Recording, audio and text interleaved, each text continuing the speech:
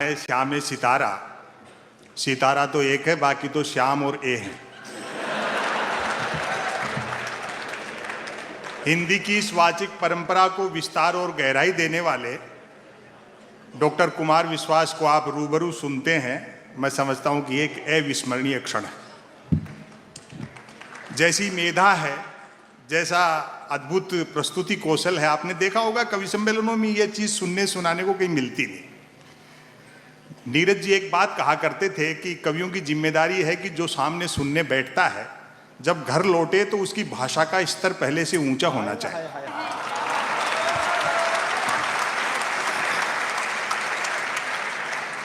जो आत्ममुग्ध नेताओं का नाम ले लेकर के यशगान करते हैं, अमन अक्सर की प्रस्तुति से उनको यह भी सीखना चाहिए कि 22-24 साल का बच्चा कितना गहरा सोचता है। वो लोग इस्तेमाल कर रहे हैं आपका या किसी का भी। जब समय निकल जाएगा चीजें बदल जाएंगी। जिन्हें मार्गदर्शक मंडल में डाल दिया उनको समझ में आ गई ना कि राम किसी मठ में नहीं घट में रहते। इसलिए इस जय जयकार और मिथ्या नारेबाजी में मत पड़ो।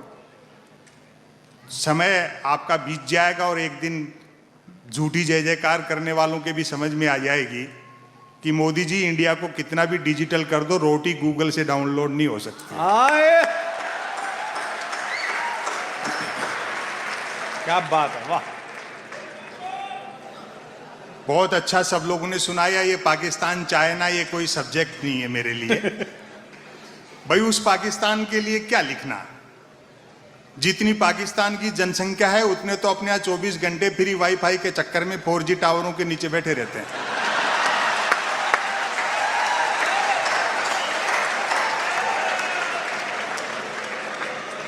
और चाइना से युद्ध हुआ तो इस बार आर पार की होगी, 62 वाला हिंदुस्तान नहीं है। अपन जीतेंगे और उस खुशी में फिर चाइनीज पटाखे फोड़ेंगे। हरिशंकर परसाई जी ने लिखा कि देशभक्ति देवी देवताओं से सीखो।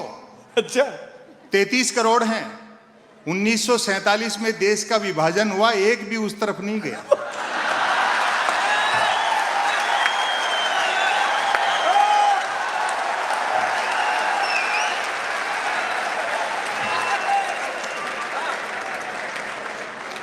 देश से हम भी मोहब्बत उतनी करते हैं, लेकिन मिथ्या राष्ट्रवाद और सच्चे देश प्रेम में अंतर होता है।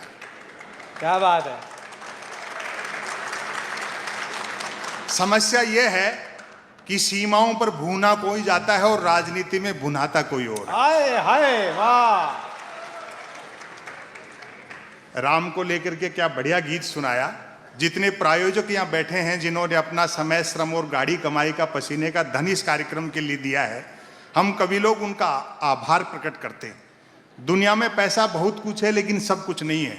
आपके धन से कितने लोगों के चेहरों पर मुस्कान आती है और कितने लोग एक चिंतनपूर्ण सामग्री साथ लेकर के जाएंगे, ये बड़ा यज्ञ है। बहुत बहुत बहुत। जब राम पास में थे तो सीता को सोने का हिरण चाहिए था, और वही सीता जब सोने की लंका में बैठी थी तो हाय राम कह रही थी। टैलेंटेड इंडिया न्यूज ने बहुत अच्छा चयन किया कवियों का, ये भी अच्छी बात है। आज देखो क्या बढ़िया गीत हुए। अभी तो 5-7 दिन पहले कवि सम्मेलन में फंसे। कवियत्री ने सरस्वती वंदना की और बहुत बेसुरा गा रही थी। वंदना के बोल थे, मां मुझे स्वर का ज्ञान दे। मैंने कहा भाई वंदना अपनी जगह है, मांग वाजिब है।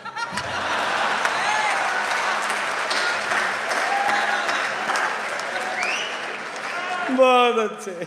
लोग कहते हैं संपत सरल जी, डॉक्टर कुमार विश्वास के संचालन में आपके 2-4 वीडियो क्या वायरल हुए, आजकल आप पैसा बहुत लेते हैं।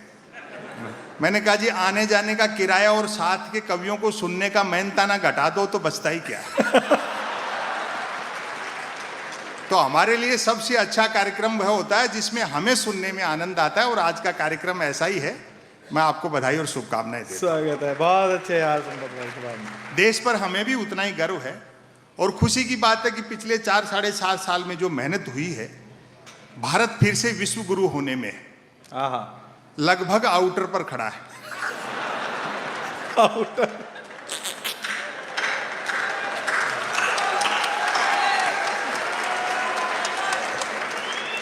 और वैसे भी उस देश को विश्व गुरु होने से कौन रोक सकता है जिसकी जेलों तक में संत महात्मा रहते हो। जिंदाबाद। असम संपत सरल। जबरदस्त हास्य का माहौल है, कहीं तनाव नहीं है। हाँ, वो तो उसके गीत की वजह से मेरी आंखें गीली हो गई, क्योंकि हम भी थोड़ा करुणा को जीते हैं। वो किसी शायर का एक शेर है ना कि हंसता हूं आसपास के आंसू समेट कर, वो क्या खाक हंसेंगे जिन्हें रोना नहीं आता। आए हाय आए हाय। वरना देश में बहुत जबरदस्त हास्य का माहौल है, एक तरह से हास्य का स्वर्णकाल चल रहा है। जिन्होंने अच्छे दिन का वादा किया था उनको उनका वादा याद दिलाओ तो खुद ही हंसने लगते।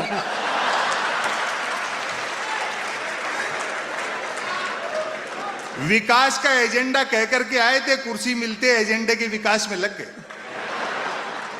और सवाल खड़े करो तो जूता निकालते। प्रधानमंत्री खुद इतने गुस्से में रहते हैं कि जिसको पीटने दौड़ते हैं उससे आगे निकल जाते हैं। बहुत अच्छा आप सब लोग सुन रहे हो। हाँ। लोकतंत्र रसातल में जा रहा है और मूर्तियां आकाश छू रही है। आए हाय आए हाय। सूखती है। वाह वाह। अभी तो कई लोगों ने मुझसे भी कहा कि साहब कुछ आप भी पॉपुलर हो गए, इन दिनों मूर्तियों का चलन का इस समय धूम धड़ाका चल रहा है, किसी चौराहे पे आपकी भी एक खड़ी कर देते हैं, लाख रुपए खर्च कर दो। मैंने कहा तू 50,000 दे, मैं खुद ही खड़ा हो जाऊं।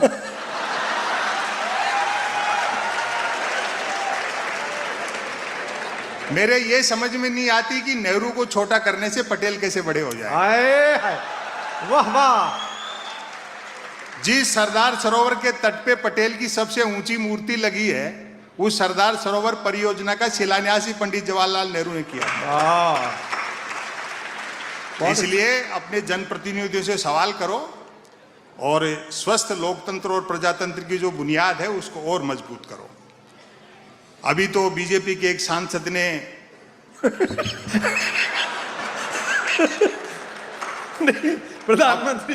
प्रधानमंत्री ने कहा था मेरा बूथ सबसे मजबूत, उसने मेरा बूट समझ लिया। अपनी ही पार्टी के एक विधायक का चरण पादुका पूजन कर दिया। चरण पादुका पूजन। तो ये कुमार विश्वास कह रहे थे, बोले भाई जी यहां भी काम में मजा नहीं आया, जूते की जगह खड़ाऊ होती तो रिजल्ट और बेटर रहता। हाँ। हाँ। मीडिया के लोग यहां बैठे होंगे, ये भी बहुत हंसा रहे हैं सर। ये तो अच्छा वेब पोर्टल का कार्यक्रम है, सुबह अखबार पढ़ दो तो हंस हंस के पेट दुख जाता है मेरा। अखबार में आप खबर पढ़ो, एक लाइन में व्यंग हो जाता है, आज भारत के प्रधानमंत्री भारत आएंगे।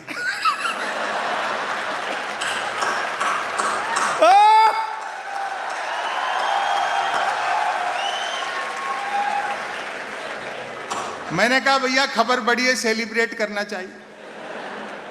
मैंने एक 8-9 साल के बच्चे को 10 रुपए दिए, मैंने कहा बेटा सामने आइसक्रीम के ठेले वाला है, 5-5 रुपए की 2 कुल्फी ले आना, एक तू खाना एक मैं खाता हूं, आज भारत के प्रधानमंत्री भारत आएंगे। वो गया और एक कुल्फी खाता हुआ लौटा, बोला अंकल उसके पास सिर्फ 10 वाली थी, आप फिर कभी खा लेना। मैं सच बताऊं मेरे 10 रुपए की चोट तो पड़ी, लेकिन मुझे उस दिन जीएसटी समझ में आ गई।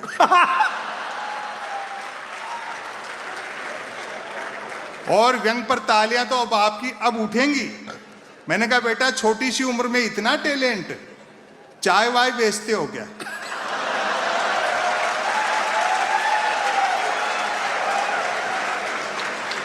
बोलो नहीं अंकल मैं तो पढ़ता हूं। आप जानते हैं ना अनपढ़ के लिए पॉलिटिक्स के अलावा कहीं स्कोप नहीं है। अच्छा है। मैंने कहा क्यों, साधु बाबा बन सकते हो, डेरा आश्रम खोल सकते हो, कथा प्रवचन कर सकते हो। इस बार जो बच्चे ने जवाब दिया आपकी मोहब्बत मिले, बोले अंकल वो तो और मुश्किल है, साधु बाबा बनने, डेरा आश्रम खोलने, कथा प्रवचन करने के लिए सिर्फ अनपढ़ होना ही काफी नहीं है, अज्ञानी होना भी जरूरी है। कमाल है। दिस इज कॉल्ड संपत सरल। वाह। गांव का देहात का आदमी किसी मंदिर मस्जिद के झगड़े में नहीं पड़ता, राम तक से मजाक कर लेता है। वो कुमार बाबू एक आदमी का घर था शमशान घाट के पास में और वो नई नई भैंस लाया। सुबह सुबह जैसे ही भैंस को दूने बैठा, उधर से एक अर्थी आ गई, राम नाम सत्य है, राम नाम सत्य है। इतनी भीड़ और झूठे लोगों से राम का नाम सुनकर के भैंस बिदक गई, लात मारा, दूध डुल गया, उस गरीब का नुकसान हो गया। वो जैसे ही दूसरे दिन फिर भैंस दूने बैठा, उधर से फिर अर्थी आ गई, राम नाम सत्य है। उस गरीब का पहले दिन नुकसान हो गया था। उसने पहले जाकर के अर्थी वालों से पूछ लिया, क्यों भाई कल वाला लिए घूम रहे हो या कोई ताजा मार लाए?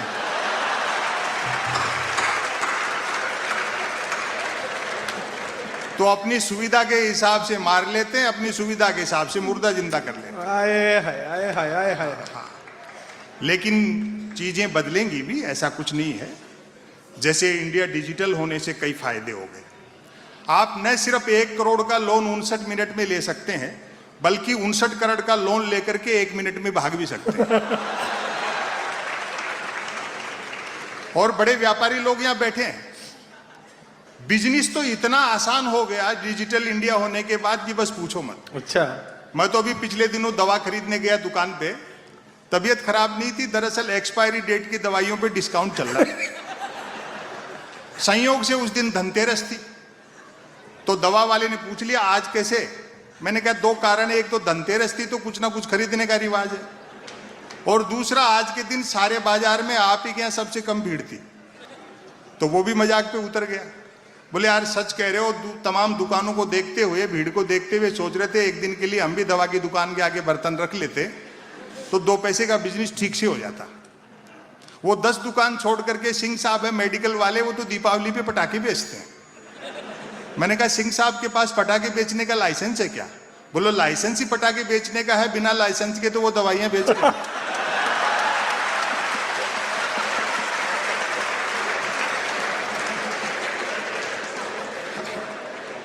इसलिए है बेकार के बहकाव में मत आओ, आने होंगी चीजें ठीक होंगी। जैसा अभी बताया, अभी बुलेट ट्रेन चलेगी, सुनते हैं उसका किराया भी कम होगा और वो सवारियां लेने भी घर घर जाएगी। और प्रधानमंत्री ने गुजराती दिमाग लगाया है। जापान के प्रधानमंत्री शिंजो आबे से बुलेट ट्रेन के लिए कर्ज भी 50 साल के लिए मांगा है। वो जानते हैं 50 साल बाद न देने वाले बचेंगे न लेने वाले बचेंगे। और बाई दी वे 50 साल बाद किसी जापानी को अपना कर्जा याद रह गया, वो जैसे ही अपना कर्जा मांगने बंबई उतरेगा, अपन उन्हीं की बुलेट ट्रेन में बैठ के अहमदाबाद निकलेंगे।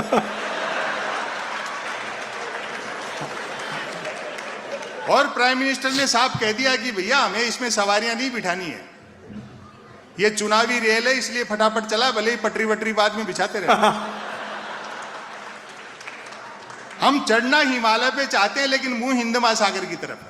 हाय हाय हाय, वाह वाह वाह। आपको ध्यान होगा 2015 में शिंजो आबे आए थे तो मोदी जी ने बुलेट ट्रेन के समझौते पे हस्ताक्षर किए, और अगले दिन मोदी जी ने शिंजो आबे को ले जाकर के बनारस में 3 घंटे तक गंगा आरती दिखाई। 3 घंटे तक गंगा आरती देखने के बाद शिंजो आबे बोले, मोदी जी जब आप लोगों के पास इतनी फुर्सत है तो काहे को बुलेट ट्रेन चला रहे हो?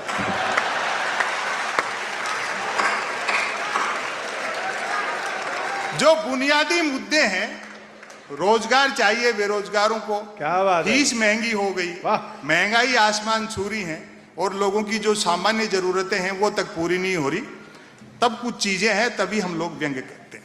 स्वागत है, क्या बात। महापुरुषों के नाम पे, मिथकों के नाम पे लड़ा जा रहा है।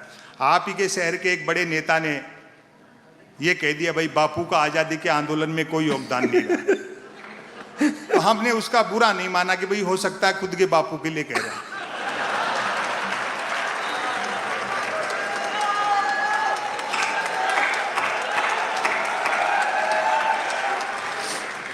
हरियाणा की सरकार के स्वास्थ्य मंत्री ने तो कहा कि जब से नोटों पे गांधी का चित्र छपा है तब से नोटों की कीमत घट गई। यही भारतीय प्रजातंत्र की खूबसूरती है कि शारीरिक और मानसिक रूप से बीमार आदमी भी स्वास्थ्य मंत्री बनाया जाए। क्या बात है संपत भाई, क्या बात। वाह। अभी 30 जनवरी को हमने एक दुर्घटना क्रम देखा कि गांधी का पुतला बना करके गोली मारी गई, उसमें से खून निकला और खुशी में मिठाइयां बांटी गई। गांधी तब भी हंसे होंगे कि यार जिन मूर्खों ने गोली मारी, खून निकला और खुशी में मिठाई बांटी, वो मिठाई खरीदने के लिए जो धन खर्च किया उन रुपयों पे तो गांधी छपा हुआ था।